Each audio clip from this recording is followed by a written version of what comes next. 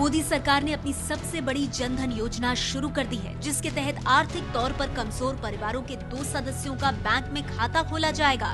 पहले ही दिन रिकॉर्ड 1.5 करोड़ खाते खोले।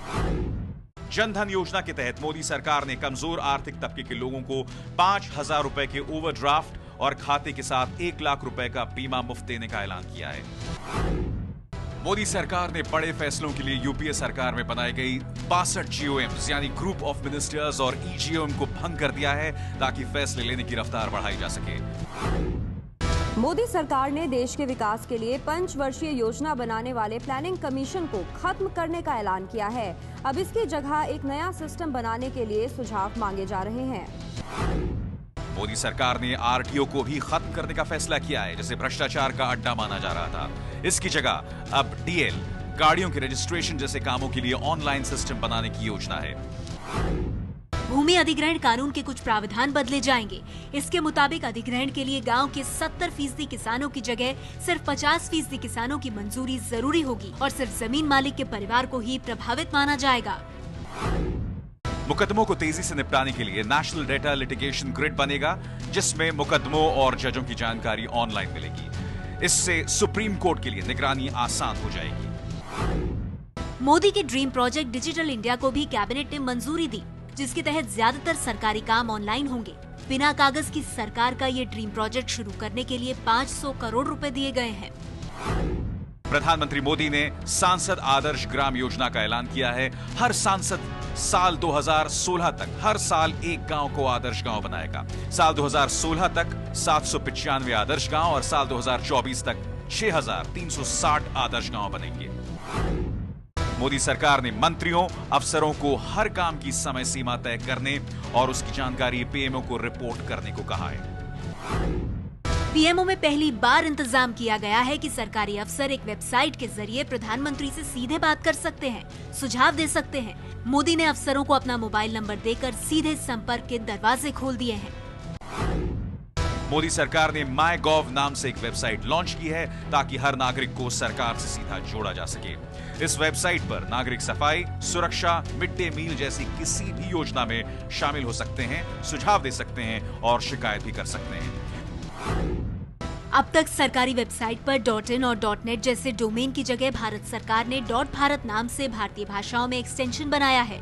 इससे 8 भाषाओं में सरकारी वेबसाइट को देखा जा सकता है। मोदी सरकार ने भ्रष्टाचार मुक्त सरकार के तहत अपनी कैबिनेट के मंत्रियों को अपने निजी स्टाफ में रिश्तेदारों की भर्ती पर रोक लगा दी है। यही नहीं, मंत्रियों से नई सरकारी गाड़ियां भी न खरीदने का निर्देश दिया गया है। मोदी सरकार ने विदेशों में जान गंवाने वाले भारतीयों के परिवार की मदद के लिए भी ई-गवर्नेंस की मदद ली है। शवों को वापस लाने के लिए अब दिल्ली के दूतावास के चक्कर नहीं काटने पड़ेंगे, बल्कि ऑनलाइन आवेदन किया जा सकेगा। प्रधानमंत्री ने बेरोजगार नौजवानों के लिए स्किल इंडिया मिशन का ऐलान किया है, ताकि उन्हें नौकरी के लिए ट्रेनिंग दी जा सके। सरकार NETAP नेट ऐप नाम की योजना में हर साल 2 लाख नौजवानों को ऑन जॉब ट्रेनिंग करवाएगी। टीचरों की ट्रेनिंग के लिए पंडित मदन मोहन मालवीय अध्यापक शिक्षा योजना शुरू की गई है। इसके तहत देश के शिक्षकों को आधुनिक शिक्षा तकनीकों की जानकारी दी जाएगी। टीचरों को देश और दुनिया में होने वाले बदलावों, रिसर्च से जोड़े रखने के लिए मोदी सरकार राष्ट्रीय ई-लाइब्रेरी बनाने जा रही है, ताकि उन्हें अपने ही स्कूलों में बैठे बैठे जानकारी मिल सके। मोदी सरकार ने देश में 5 और नए IIT और 5 नए IIM खोलने को मंजूरी दे दी है। इसके लिए फिलहाल 500 करोड़ से काम शुरू किया जा रहा है। मोदी सरकार ने एम्प्लॉयमेंट एक्सचेंज यानी रोजगार कार्यालयों को करियर एक्सचेंज में बदलने का ऐलान किया है। ये नए करियर एक्सचेंज अब बेरोजगारों के रजिस्ट्रेशन के साथ करियर काउंसलिंग का काम करेंगे। नई शिक्षा नीति बनाने के लिए पहली बार कानून, विज्ञान, समाजशास्त्र, आर्ट्स और मैनेजमेंट के छात्रों से नई नीति के लिए सलाह ली जाएगी। इसके लिए मानव संसाधन मंत्रालय ने 10,000 रुपए महीने के मानदेय पर छात्रों को इंटर्नशिप पर बुलाना शुरू कर दिया है। मोदी सरकार ने एक बड़े फैसले में अलग से चलने वाले डिस्टेंस एजुकेशन विभाग को यूनिवर्सिटी ग्रांट कमीशन यानी UGC में मिला दिया है। UGC अब देश भर के डिस्टेंस एजुकेशन सेंटर को बंद करने जा रहा है। डिस्टेंस एजुकेशन की जगह मोदी सरकार ने नई योजना MOOCs यानी massive online and open courses का ऐलान किया है। मूक्स के तहत मुफ्त ई पाठशाला चलेगी, जिसमें 100 विषयों के पाठ्यक्रम और लेक्चर ऑनलाइन होंगे। दिल्ली यूनिवर्सिटी में 4 साल के ग्रेजुएशन कोर्स को लंबे विवाद के बाद मोदी सरकार ने खत्म कर दिया है। अब ग्रेजुएशन की डिग्री 3 साल में ही मिलेगी। इसके दायरे में पहले दाखिला ले चुके छात्र भी आ गए हैं। IAS की परीक्षा में CSAT पेपर में अंग्रेजी का विरोध कर रहे छात्रों को मोदी सरकार ने राहत दी। अंग्रेजी के सवालों के 20 नंबर मेरिट में नहीं जुड़ेंगे। साल 2011 की IAS परीक्षा में शामिल हो चुके छात्रों को दोबारा इम्तिहान देने का मौका भी देगी सरकार। प्रधानमंत्री मोदी ने रक्षा अनुसंधान विकास संगठन यानी DRDO से कहा है कि वो 35 साल से कम उम्र वाले युवा वैज्ञानिकों के लिए अलग से 5 प्रयोगशालाएं बनाएं, ताकि रक्षा अनुसंधान में युवाओं की भागीदारी बढ़ाई जा सके। देश भर के 640 जिलों में 660 निर्भया सेंटर बनने शुरू हो गए हैं, जिसमें रेप, यौन शोषण और घरेलू हिंसा की पीड़ित को फौरन कानूनी और स्वास्थ्य से जुड़ी मदद एक ही जगह पर मिल सके। रेप के नाबालिग आरोपियों के विवाद में कैबिनेट ने फैसला लिया है। 16 साल से ज्यादा उम्र के नाबालिग आरोपियों पर सामान्य अदालत में मुकदमा चले या फिर जुवेनाइल कोर्ट में, ये फैसला अब जुवेनाइल जस्टिस बोर्ड करेगा। संसद की मंजूरी के बाद ये कानून बन जाएगा।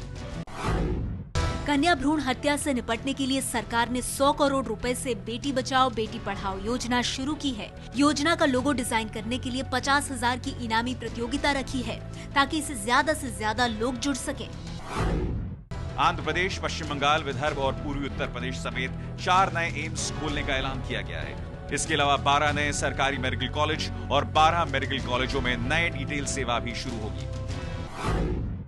मोदी सरकार ने देश के दूर दराज इलाकों में बेहतर इलाज की सुविधा के लिए ऑनलाइन टेली मेडिसिन पोर्टल की योजना शुरू की है।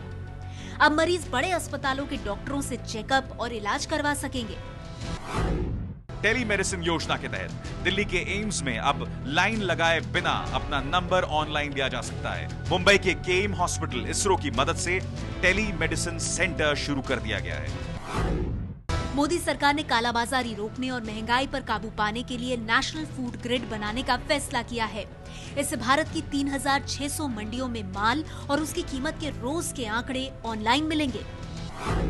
महंगाई रोकने के लिए FCI के गोदामों से 10 लाख टन अनाज बाजार में उतारा गया है। 500 करोड़ के अलग फंड का इंतजाम भी बजट फंड में किया गया, जो इससे पहले की सरकारों ने कभी नहीं किया था।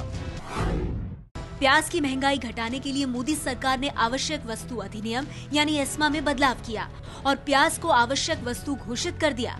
एस्मा के उल्लंघन को गैर जमानती अपराध भी बनाया जा रहा है। मोदी सरकार ने साल के हर महीने में एक रियायती सिलेंडर के हिसाब से साल भर में 12 सिलेंडर देने के यूपीए सरकार की योजना को आसान बनाया है। अब 12 रियायती सिलेंडर साल में कभी भी लिए जा सकेंगे।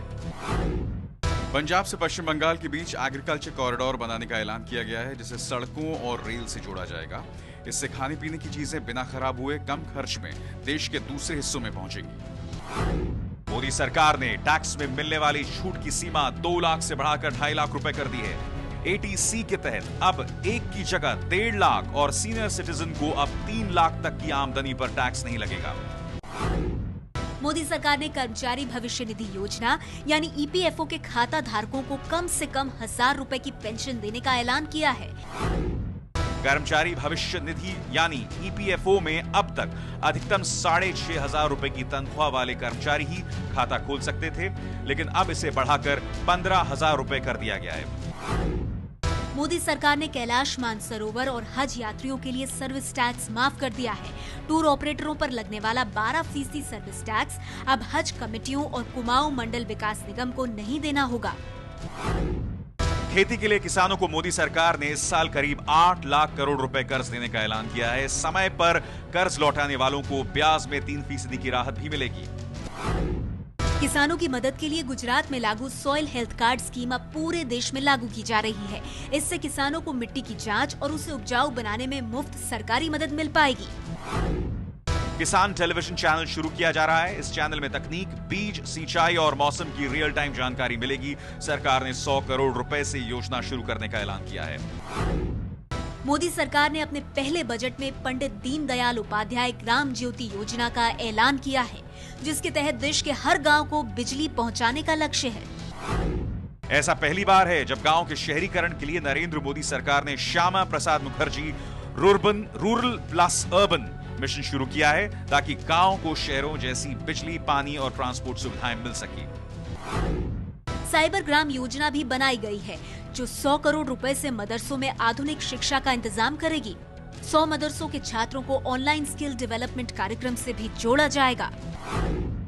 मोदी सरकार ने गांव से सीधा संपर्क के लिए 2.5 लाख स्थानीय निकायों जैसे पंचायत और ब्लॉक को ब्रॉडबैंड से जोड़ने का ऐलान किया है, ताकि सरकारी स्कीमों को सीधा जनता से जोड़ा जा सके।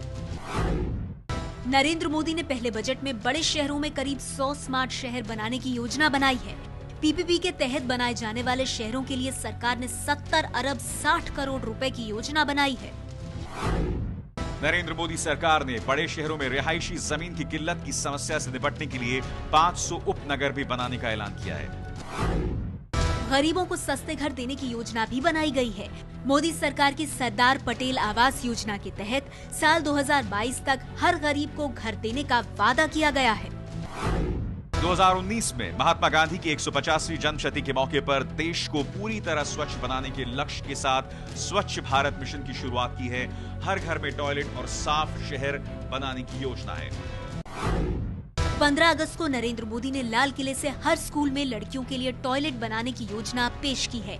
टीसीएस और भारती फाउंडेशन ने इसके लिए 200 करोड़ देने का वादा भी कर दिया है। निर्मल गंगा अविरल गंगा के लिए मोदी सरकार ने गंगा के लिए अलग मंत्रालय बनाने के साथ 2037 करोड़ रुपए से नमामि गंगा योजना शुरू की है। घाटों के विकास के लिए 100 करोड़ अलग से दिए गए हैं। गंगा के आर्थिक इस्तेमाल की योजना भी है। गंगा में वाराणसी से पश्चिम बंगाल के हुगली तक मालवाहक जहाज और मुसाफिरों के लिए बड़ी नावें चलाई जाएंगी। इसके लिए 45 मीटर चौड़ा और 5 मीटर गहरा कॉरिडोर बनेगा। विदेशी सैलानियों की तादाद बढ़ाने के लिए देश के 6 एयरपोर्ट्स पर पहली बार ई वीजा की सुविधा शुरू की जा रही है। देश में 5 बड़े टूरिस्ट सर्किट भी बनाए जाएंगे, जहां सैलानियों के लिए विशेष सुविधाएं होंगी। मोदी सरकार ने हृदय नाम से एक योजना शुरू की है। इसके तहत राष्ट्रीय विरासत वाले शहरों को विश्व स्तरीय पर्यटन केंद्र में बदलने के लिए 200 करोड़ रुपए से काम शुरू किया जा रहा है। पर्यटन के लिए मोदी सरकार ने प्रसाद नाम से भी योजना शुरू की है। मथुरा, अमृतसर, गया, कांचीपुरम, बेलनकणी और अजमेर जैसे धार्मिक शहरों का जीर्णोद्धार और विकास किया जाएगा। मोदी सरकार ने दिल्ली के निजामुद्दीन स्टेशन से आगरा के बीच 160 किलोमीटर की रफ्तार से चलने वाली पहली हाई स्पीड ट्रेन का पहला सफल परीक्षण किया है। इसके बाद देश में 9 हाई स्पीड ट्रेनें चलाने का फैसला किया गया है। भारत में भी जल्द दौड़ेगी बुलेट ट्रेन। 300 किलोमीटर की रफ्तार से दौड़ने वाली पहली बुलेट ट्रेन मुंबई से अहमदाबाद के बीच दौड़ेगी। पहली ट्रेन के लिए 70,000 करोड़ रुपए का खर्च आएगा। बुलेट ट्रेनों के लिए हीरक चतुर्भुज प्रोजेक्ट का ऐलान किया गया है, जिसके तहत 6 कॉरिडोर का चयन भी कर लिया गया है। इस पर 3 लाख करोड़ का खर्चा आएगा। बढ़ते ट्रैफिक से निपटने के लिए मोदी ने नागपुर में मेट्रो ट्रेन प्रोजेक्ट का शिलान्यास किया है। 20 लाख से ज्यादा आबादी वाले हर शहर में मेट्रो दौड़ाने की योजना है। बिग टिकट इन्वेस्टमेंट यानी 21,000 करोड़ की रेल और स्टील प्लांट की वो योजनाएं जो वन और पर्यावरण के क्लियरेंस की वजह से अटकी हुई थी, उन्हें क्लियरेंस देने के लिए ऑनलाइन पर्यावरण क्लियरेंस योजना लागू की गई है। ऑनलाइन आवेदन पर सरकार को 24 घंटे में फैसला करना होगा। माइनिंग के लिए जमीन अधिग्रहण पर अब तक गांव वालों की मंजूरी जरूरी थी, जिसे मोदी सरकार ने खत्म कर दिया है। अब माइनिंग के प्रोजेक्ट के लिए ग्राम सभा की मंजूरी की जरूरत नहीं होगी। मोदी सरकार ने राजस्थान और गुजरात के बीच ग्रीन कॉरिडोर बनाने का ऐलान किया है। कॉरिडोर में बिजली के लिए सोलर पावर पर जोर दिया जाएगा। पायलट प्रोजेक्ट की कामयाबी के बाद देश में कई कॉरिडोर बनेंगे। पंजाब में 2000 मेगावाट का सोलर पावर प्रोजेक्ट बनाने की मंजूरी दी गई है। सीमा से सटे इलाकों में बिजली की किल्लत को दूर करने के लिए सोलर पावर प्लांट बनाने की भी तैयारी है।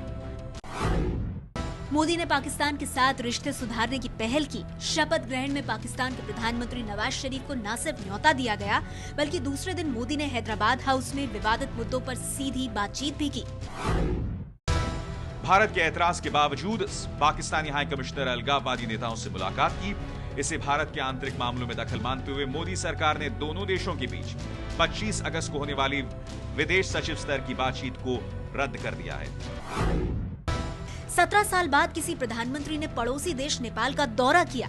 नरेंद्र मोदी ने नेपाल को इंफ्रास्ट्रक्चर के विकास के लिए 600 करोड़ का सहायता पैकेज दिया और तरक्की के जरिए फिर से नजदीक लाने की कोशिश की। मोदी ने सावन के आखिरी सोमवार को नेपाल के राष्ट्र देवता पशुपतिनाथ के दर्शन किए।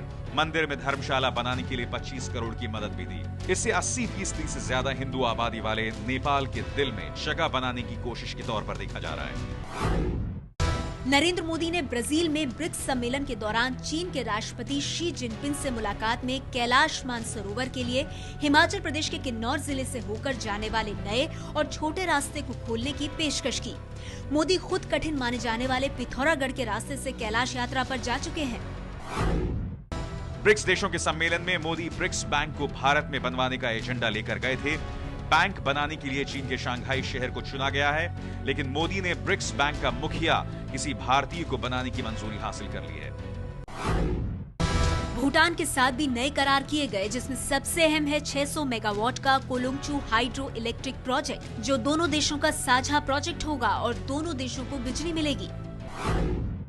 भारत चीन की सीमा पर आईटीबीपी के जवानों की तैनाती बढ़ाने का फैसला किया गया है।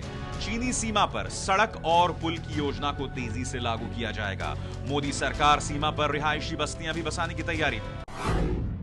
मोदी ने आर्थिक मोर्चे पर भी विदेशों से संबंध सुधारने शुरू किए हैं। भारतीय रेल भी अब विदेशी पैसे पर दौड़ेगी।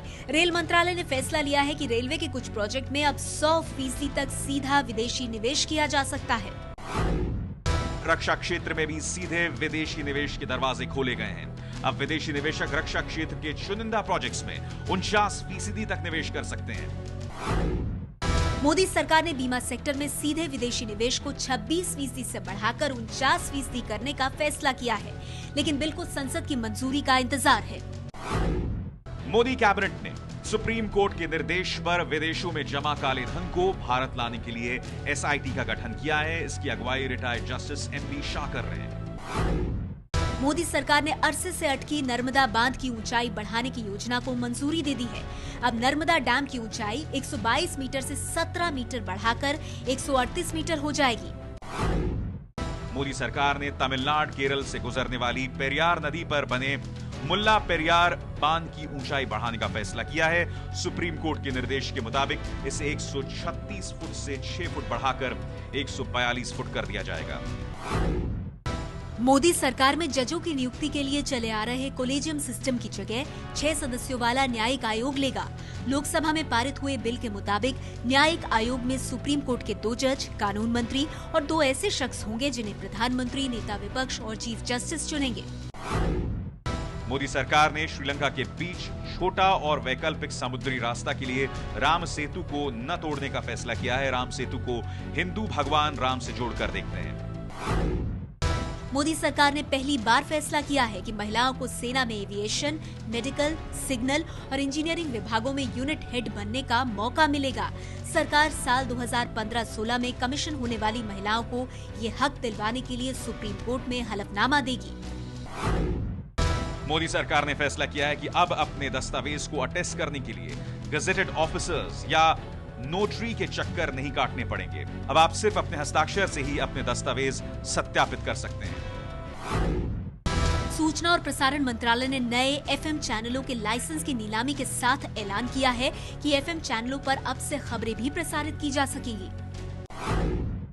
श्रम कानून में बड़े बदलावों को मंजूरी दी है। इसके तहत महिलाओं के नाइट शिफ्ट में काम करने, ओवरटाइम की सीमा 50 घंटे से बढ़ाकर 75 घंटे करने, छोटे कारखानों में 10 के बजाय 40 कर्मचारी रखने जैसे अहम बदलाव किए जा रहे हैं। बिल अगले सत्र में पेश होगा। यूनिक आइडेंटिफिकेशन नंबर वाली आधार योजना को अब बोनाफाइड सिटीजन का डेटा बनाने में इस्तेमाल किया जाएगा। ये डेटा गृह मंत्रालय राष्ट्रीय पॉपुलेशन रजिस्टर बनाने में इस्तेमाल करेगा, ताकि सरकार की स्कीम उन्हीं लोगों तक पहुंचे जिनके लिए वो बनाई गई है। मोदी सरकार ने बुनकर की मदद के लिए फ्लिपकार्ट से हाथ मिलाया है। फ्लिपकार्ट पायलट प्रोजेक्ट के तौर पर वाराणसी के बुनकरों को ऑनलाइन रिटेल शॉपिंग वेबसाइट पर अपना माल बेचने के लिए ट्रेनिंग भी देगी और बदले में 4% का मामूली कमीशन लेगी। मोदी सरकार ने राजधानी और शताब्दी जैसी वीआईपी ट्रेनों में खाने की सुविधा में बड़ा सुधार किया है। देश के चारों कोनों का खाना मेन्यू में होगा और ब्रांडेड फूड भी मिलेगा। ग्राहक ऑनलाइन ऑर्डर भी कर सकेंगे। नरेंद्र मोदी ने करगिल में 44 मेगावाट की चुटक परियोजना और लेह में 45 मेगावाट की निमो बाजगोव जल विद्युत परियोजना की शुरुआत की है। मोदी ने जम्मू कश्मीर की परियोजनाओं को पूरा करने के लिए 8,000 करोड़ रुपए देने का ऐलान किया है। प्रधानमंत्री नरेंद्र मोदी ने रांची में झारखंड के सबसे बड़े पावर ग्रिड की शुरुआत की है। 765 किलोवाट की इस परियोजना के जरिए पहली बार 392 किलोमीटर लंबी ट्रांसमिशन लाइन से देश के पूर्वी और पश्चिमी हिस्सों को जोड़ा जाएगा। मोदी सरकार ने बंदरगाहों के विकास के लिए नवी मुंबई में जवाहरलाल नेहरू पोर्ट ट्रस्ट पर 4,000 करोड़ का SEZ योजना की शुरुआत की है। इस आर्थिक क्षेत्र के विकास से करीब 1.5 लाख लोगों को रोजगार मिलेगा। पूर्वोत्तर के राज्यों को देश की मुख्यधारा से जोड़ने के लिए अरुण प्रभा नाम से एक और चैनल भी खोला जाएगा, जिसमें पूर्वोत्तर के राज्यों की सांस्कृतिक विरासत से जुड़े कार्यक्रम दिखाए जाएंगे। कश्मीरी पंडितों के पुनर्वास के लिए मोदी सरकार ने 500 करोड़ की योजना बनाई है, ताकि घाटी से विस्थापित हो चुके कश्मीरी पंडितों को घर और रोजगार के मौके दिए जा सके। मोदी सरकार ने समुद्र तट के शहरों को एक साथ जोड़ने के लिए सागरमाला प्रोजेक्ट का प्रस्ताव पेश किया है। इन शहरों को सड़क, रेल और हवाई मार्ग से जोड़ने के लिए अलग से पैसा खर्च करेगी सरकार। मोदी सरकार ने नक्सलियों और उग्रवादियों से जूझ रहे 10 राज्यों के लिए BSNL को 3,216 करोड़ रुपए का पैकेज दिया है, ताकि उग्रवादियों से लड़ने वाले सुरक्षा कर्मियों और स्थानीय लोगों की मोबाइल कनेक्टिविटी को सुधारा जा सके। देश की सुरक्षा में कुर्बानी देने वाले सैनिकों के सम्मान में 100 करोड़ की लागत से राष्ट्रीय युद्ध स्मारक बनाने की योजना पेश की गई, जिससे देश के नौजवानों को प्रेरणा मिल सके। इसके अलावा 50 करोड़ की लागत से राष्ट्रीय पुलिस स्मारक भी बनाया जाएगा। मोदी सरकार ने सरदार वल्लभ भाई पटेल को सम्मान देने के लिए स्टैच्यू ऑफ यूनिटी की स्थापना के लिए 200 करोड़ का बजट जारी किया है। ये दुनिया की सबसे बड़ी मूर्ति होगी। मोदी सरकार ने एम्प्लॉयमेंट एक्सचेंज यानी रोजगार कार्यालयों को करियर एक्सचेंज में बदलने का ऐलान किया है। ये नए करियर एक्सचेंज अब बेरोजगारों के रजिस्ट्रेशन के साथ करियर काउंसलिंग का